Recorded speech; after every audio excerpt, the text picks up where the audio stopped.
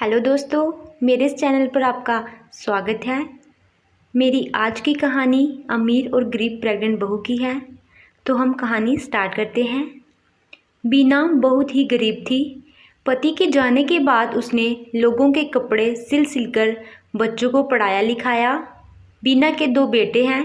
बड़े बेटे का नाम अनुज और छोटे बेटे का नाम सुमित है। जीवन के इतने संघर्ष के बाद बीना को बहुत बड़ी खुशखबरी मिलती है।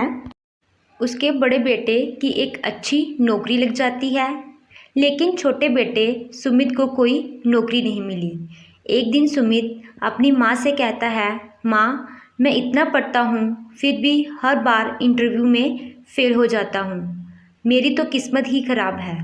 बीना सुमित को समझाते हुए कहती है, ऐसे हिम्मत नहीं हारते बेटा, तू पढ़ा लिखा है, कोशिश करता रहे, कभी ना कभी सफलता मिलेगी। और घर बैठने से अच्छा है कि बच्चों को ट्यूशन पढ़ा दिया करो।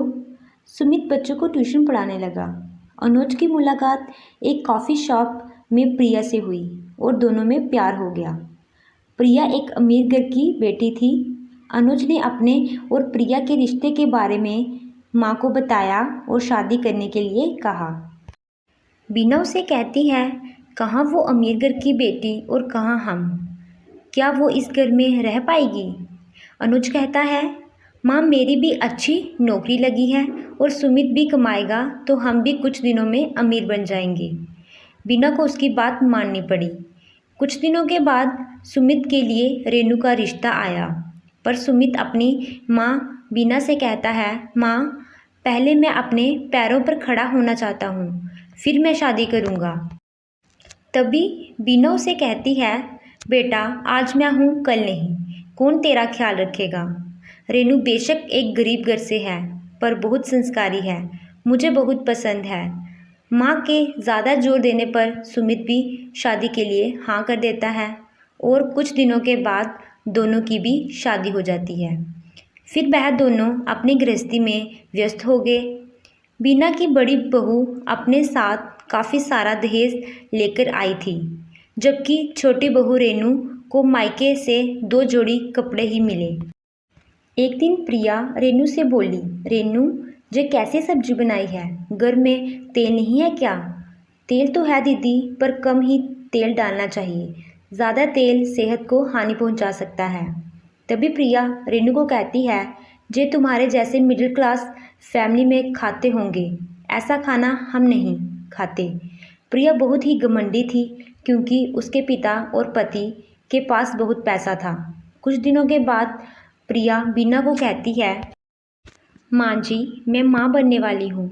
यह सुनकर बीना बहुत खुश होती है। रेनू भी प्रिया को बधाई देते हुए कहती है, मुबारक हो दीदी। तभी प्रिया कहती है, रेनू, अब तुम्हें घर का सारा काम करना पड़ेगा, अब मैं रेस्ट करूँगी। कोई बात नहीं दीदी, आप अपना और बच्चे का ध्यान रखिए, बाकी मैं सब संभाल लूँगी। कुछ दिनों के बाद रेनू भी प्रेग्नेंट हो जाती है। प्रिया तो लेटी हुई ऑर्डर करती रहती थी और जहाँ तक कि पानी भी आरओ का ही पीती। बीना अब अपनी छोटी बहू के पास जाकर कहती, रेनू बेटी, अगर तुम्हें कुछ चाहिए होगा तो बताना। नहीं माँ जी, मेरे रहते हुए आप काम करेंगी, और अगर माँ जी कुछ चाहिए होगा तो मैं बता दूँगी। प्रिया के कमरे में एसी था, आरओ था, सारी सुविधाएं थी, क्योंकि ये सब उसे उसके पिता से मिला था। रेनू के कमरे में एक बेड और अलमीरा के सिवा ज़्यादा सामान नहीं था, और ना ही उनके पास इतने पैसे थे कि वह और सामान ले सकें, क्योंकि सुमित ट्यूशन पढ़ा के ही गुजारा करता था। बीना की बड़ी बहू डॉक्टर के पास महीने में 2 बार चेकअप कराने जाती थी। एक दिन बीना अपनी छोटी बहू रेनू से कहती है, रेनू, तू क्यों नहीं जाती चेकअप कराने? वो माँ जी, अभी थोड़े पैसे नहीं हैं। बीना कहती है, पैसों का क्या है, अनु से मांग लेने थे। भैया से बार बार पैसे मांगना अच्छा नहीं लगता और दीदी को भी पसंद नहीं है। और माँ जी, मैं बिल्कुल ठीक हूँ। ये कहकर वह वहाँ से चली जाती है। सुमित रेनू से कहता है, रेनू, तुम भी माँ बनने वाली हो, तुम अपना ख्याल क्यों नहीं रखती? अगर मैं भी दीदी की तरह ख्याल रखूँगी तो इतना पैसा कहाँ से आएगा और काम कौन करेगा। और जब से दीदी प्रेग्नेंट है, भैया ने घर का खर्च देना भी बंद कर दिया है। सारा खर्च आपके पैसों से ही चल रहा है। प्रिया के पिता ने उसकी देखभाल के लिए एक आया भी भेज दी थी। वह घर का कोई भी काम नहीं करती, सारा काम रेनू करती।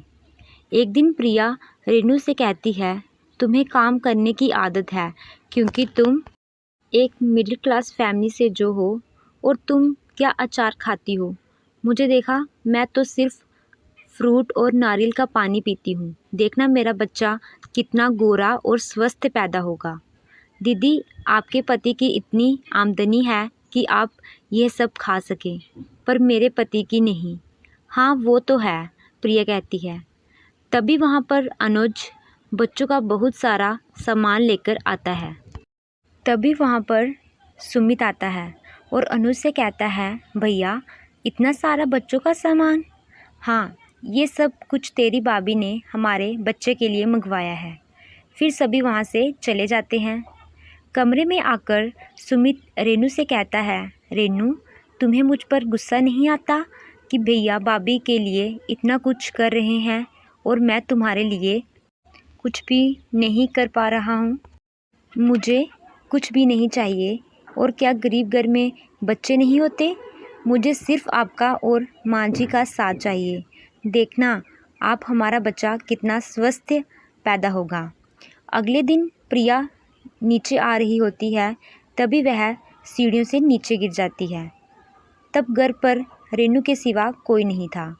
रेनू जैसे तैसे प्रिया को हॉस्पिटल पहुंचाती है और अनुज और सुमित को फ़ोन करके उन्हें हॉस्पिटल बुलाती है। भागदौड़ के कारण रेनू को 8वें महीने में ही दर्द शुरू हो जाता है।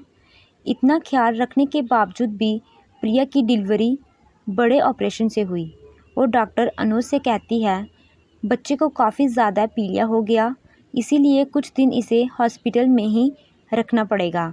और अगर प्रिया को लाने में थोड़ी भी देरी लगती तो कुछ भी हो सकता था। दूसरी ओर रेनू ने एक स्वस्थ बच्चे को जन्म दिया। उसकी एक नॉर्मल डिलीवरी होती है। कुछ दिनों के बाद जब प्रिया घर आई तो रेनू से बोली, रेनू तुमने अपनी जान की परवाह किए बगैर मुझे हॉस्पिटल पहुंचाया। अगर तुम्हें कुछ हो जाता तो। मैंने तुम्हें क्या कुछ नहीं कहा। तुम्हारी वजह से आज मेरी और मेरे बच्चे की जान बची है।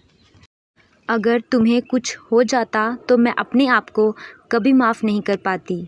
रेनू कहती है, दीदी गर्भवती होना तो एक सौभाग्य की बात है, पर कई बार ज़्यादा दिखावा करके हम अपने आप को ही तसल्ली देते हैं।